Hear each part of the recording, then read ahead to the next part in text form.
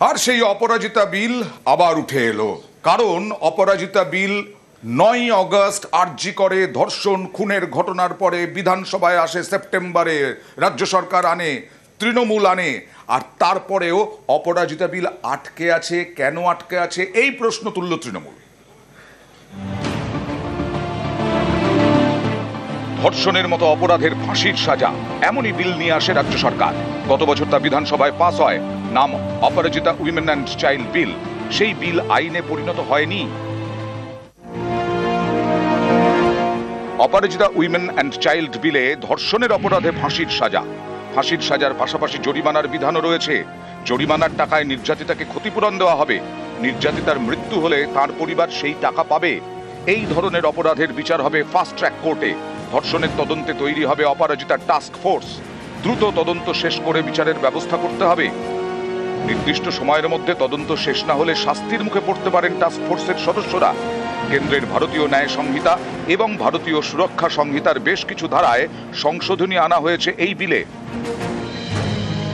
বিধানসভায় পাস হলেও এই অপরাজিতা বিল আইনে পরিণত হয়নি। নিয়ম অনুসারে বিধানসভায় বিল পাস হলে তা অনুমোদনের জন্য রাষ্ট্রপতির কাছে পাঠান রাজ্যপাল। বিলের বিষয়ে সম্পর্কিত বিভিন্ন মন্ত্রকের মতামত নেওয়া হয়। সংশ্লিষ্ট মন্ত্রকের সবুজ সংকেত পেলেই রাষ্ট্রপতি সেই বিল অনুমোদন করেন। রাষ্ট্রপতির অনুমোদন অর্থাৎ সই ছাড়া কোনো বিল আইনে পরিণত হয় না।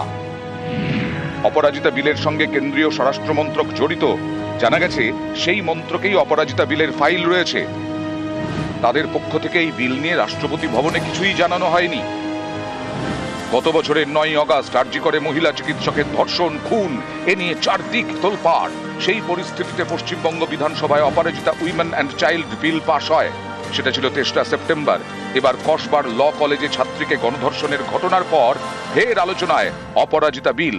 তৃণমূলের অভিযোগ, কেন্দ্রের ঢিলেমিতেই এই বিল আইনে পরিণত হচ্ছে না। এইটা চলতে পারে না, এটা হতে পারে না। আবার একটা অপরাধ হবে, রাজনীতি প্রবেশ করবে।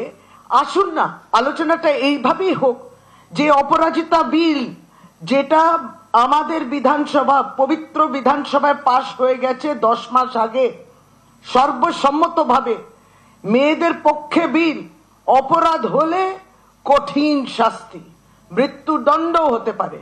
কে আটকে রেখেছে? এটা মানুষের কথা, তাদের দাবি অপরাজিতা বিল আইন হোক। কেন বিল হিসেবে রয়েছে? কারণ ভারতীয় জনতা পার্টি আটকে রেখেছে।